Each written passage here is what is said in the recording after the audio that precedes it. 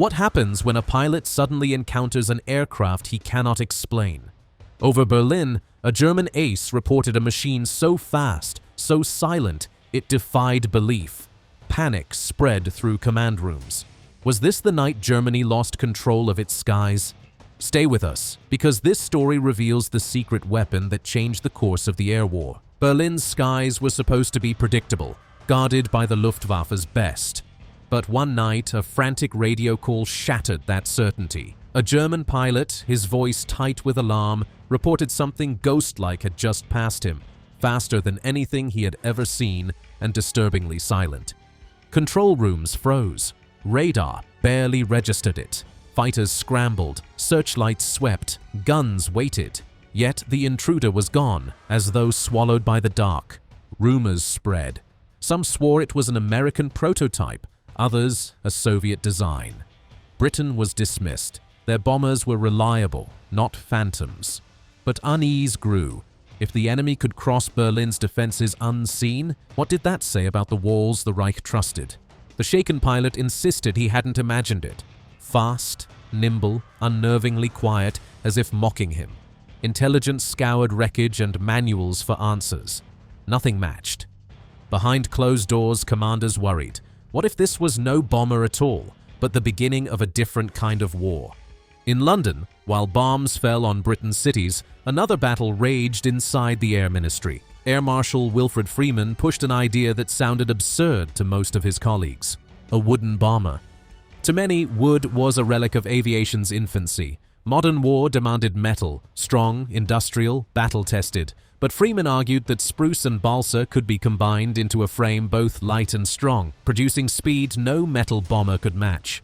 His peers scoffed, dubbing it Freeman's folly. The resistance was political as well as technical.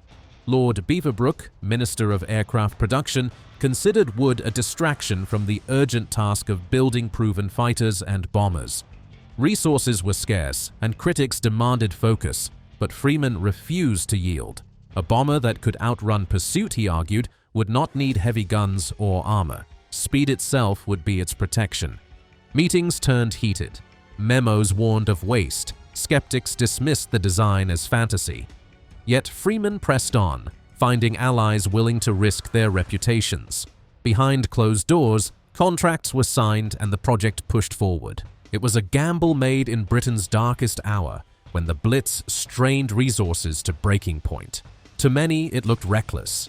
To Freeman, it was survival through innovation. When the first order was approved, critics whispered his career was finished. Instead, his decision set in motion an aircraft that would astonish Britain's allies and confound its enemies. Made in workshops, not yards. The Mosquito was not born in roaring factories, but in workshops that once built furniture, boats, and pianos. With aluminum and steel swallowed by other war demands, the new bomber drew on skills from forgotten trades. Cabinet makers, boat builders, and piano manufacturers suddenly became vital to the air war. Spruce and balsa were layered with precision, bonded by powerful glues to form a surface lighter and stronger than many metals. Craft traditions centuries old, steam bending, fine joining, careful varnishing, were repurposed into modern engineering. Workers compared it to making fine furniture. Long tables became assembly lines, lacquer sealed the skin. Few could imagine their handiwork would one day race over enemy skies. Secrecy was absolute. To neighbors, the workshop seemed unchanged. Only those inside knew that each frame and spar was destined to defy German defenses. For many exempt from frontline duty, the work gave pride and purpose. Their rifles were chisels and saws. Dispersed production also gave Britain an edge. Unlike vast factories vulnerable to bombing, Mosquitoes were built in dozens of hidden sites, difficult to disrupt. The workforce adapted quickly. Furniture makers learned blueprints, boat builders shaped wing spars, piano tuners calibrated delicate parts. Artistry became warfare. By the time the first airframes rolled out, skeptics were falling silent. What looked like ordinary craftsmanship was in fact engineering brilliance concealed in plain sight, a wooden predator born from the tools of peace. On a cold morning at Hatfield, a small crowd gathered as the strange wooden prototype rolled toward the runway. To many, it looked fragile compared to Britain's heavy bombers. Simple lines, almost toy-like. Skepticism hung in the air. Test pilot Jeffrey de Havilland Jr., son of the designer, opened the throttle. The aircraft surged forward, lifted smoothly, and climbed with a grace that silenced its doubters. In the sky, it moved like a fighter, not a bomber, light, responsive, astonishingly fast. When the test data came in, jaws tightened across the Air Ministry. This folly was faster than many frontline fighters. Critics who had mocked Freeman now realized they had underestimated a revolution. The Mosquito was not without danger. If one engine failed at speed, control could be brutal. Only the best crews would master it. But at Hatfield, the design team knew they had changed the war. A wooden bird, dismissed as fantasy, had become a predator.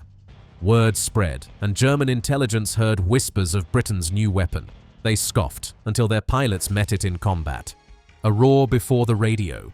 In Berlin, propaganda minister Joseph Goebbels' speeches were meant to project strength. But one winter's day, as his voice echoed across the capital, it was drowned out by a new sound. A deep, fast roar overhead. Sirens wailed, bombs fell, and Berliners scrambled for cover. The Mosquito had arrived, not just to strike, but to humiliate. The raid was timed to interrupt Goebbels mid-sentence. A message as clear as the explosions outside. The Reich's words could be silenced at will. The psychological blow was immense.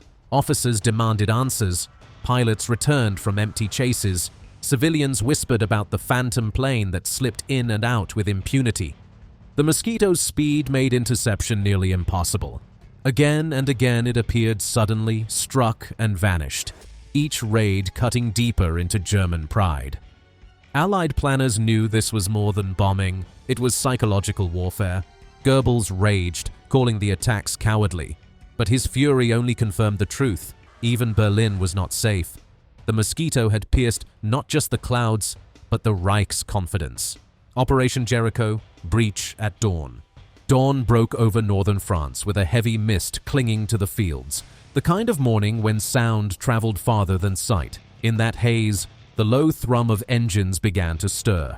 It was not the growl of lumbering bombers or the shriek of fighters patrolling above the clouds. This was something different, aircraft flying so low they seemed to brush the hedgerows.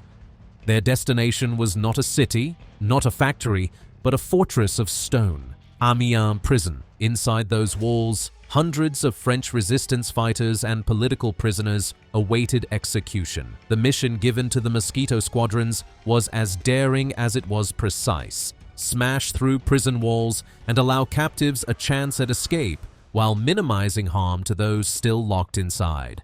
It was an assignment that balanced on the edge of impossibility. The plan demanded flawless timing. The Mosquitoes thundered across the countryside just feet above the ground, slipping beneath German radar and daring anti-aircraft guns to track them. Villagers looked up in astonishment as the wooden aircraft tore past, their bellies nearly grazing treetops. Seconds mattered.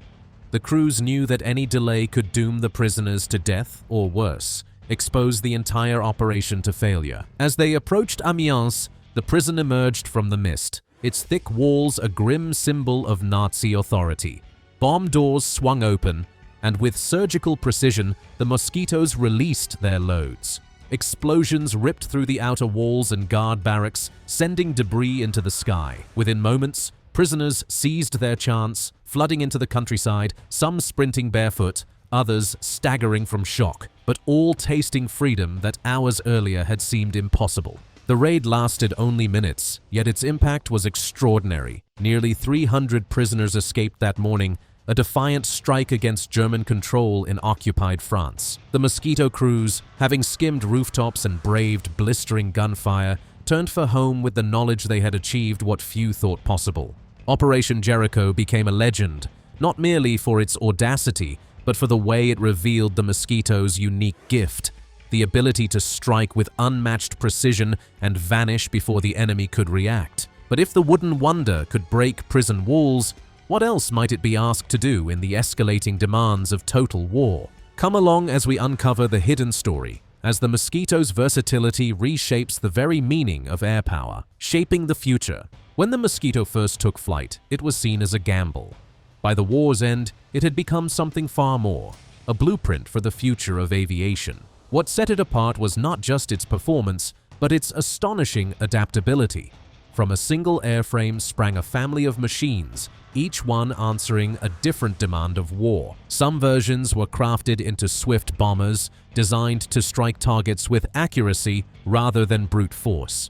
Others carried cameras instead of bombs, transforming the Mosquito into a reconnaissance aircraft that slipped deep into enemy territory, gathering photographs so sharp they revealed details invisible to the human eye from the ground. Night fighter variants prowled the skies after dark, fitted with radar equipment that allowed them to intercept German aircraft when moonlight was scarce. There were even versions armed with heavy cannons used to devastate U-boats and armored trains. The same sleek wooden body became, again and again, something entirely new. This versatility made the Mosquito invaluable. At a time when aircraft production was often locked into rigid designs, fighters built only for combat, bombers only for destruction, the Mosquito proved that one frame could serve many masters. It forced military planners to rethink what an aircraft could be, planting the seeds for the multi-role jets that would dominate air forces in the decades to follow. Yet such brilliance came at a cost. The Mosquito was not an easy machine to fly. Its speed was both its armor and its danger. Pilots had to treat it with respect, for the margin between triumph and disaster was razor-thin. Stories circulated of missions that ended in glory and others that ended in tragedy, a reminder that innovation always carried risk. When the war finally drew to a close, thousands of Mosquitoes had served across multiple theaters, from the frozen north to the jungles of Burma. Many were retired quietly, their wooden frames unsuited to the jet age that was beginning to dawn. But their influence lingered. Engineers who had once scoffed at the design now admitted it had changed their understanding of what aviation could achieve. What do you think about the stunned reaction of that German pilot? Was the Mosquito's sudden appearance over Berlin the moment the Luftwaffe finally understood their defenses had been outclassed? Share your thoughts in the comments below.